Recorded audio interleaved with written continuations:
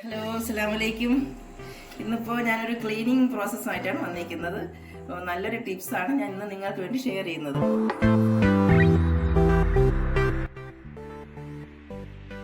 ഞാനിപ്പോൾ ഒരു 2 പാൻ എടുത്ത് വെച്ചിട്ടുണ്ട്. ഒരു ഫ്രൈ പാനും ഒരു ദോശ പാനുമാണ്.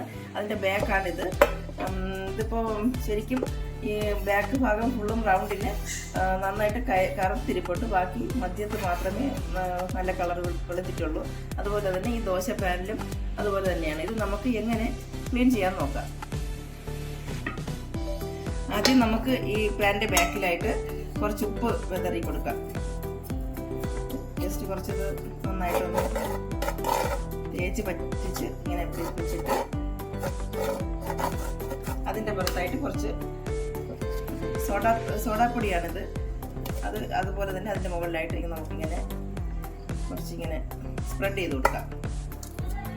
നന്നായിട്ട് മിക്സ് ചെയ്തിട്ട് ഇതിൻ്റെ മുകളിലായിട്ട് നമുക്ക്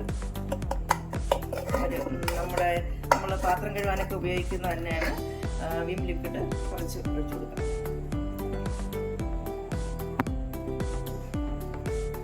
ഇത് നന്നായിട്ട് അതിനൊപ്പം തന്നെ തേച്ച് പിടിപ്പിക്കാം.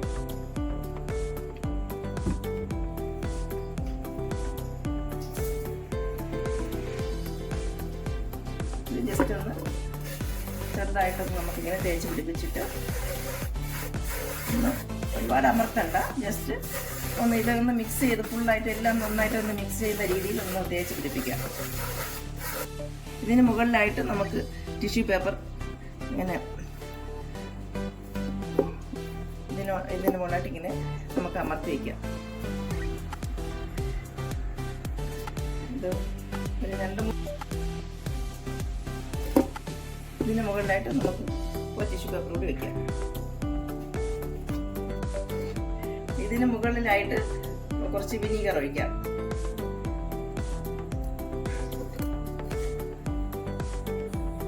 നന്നായിട്ട് ഇതിന് 4 ചുറ്റും റൗണ്ട് ചെയ്ത് ഒഴിച്ച് വയ്ക്കാം.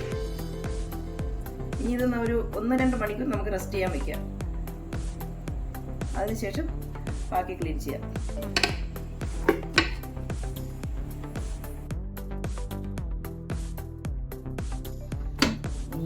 2 മണിക്കൂർ കഴിഞ്ഞ് ഞാനിതാ ഇതിൻ്റെ ഈ ടിഷ്യൂ പേപ്പർ എടുത്ത് മാറ്റിയിട്ട് ഒരു എത്രത്തോളം വൃത്തിയായി നമുക്ക് നോക്കാം.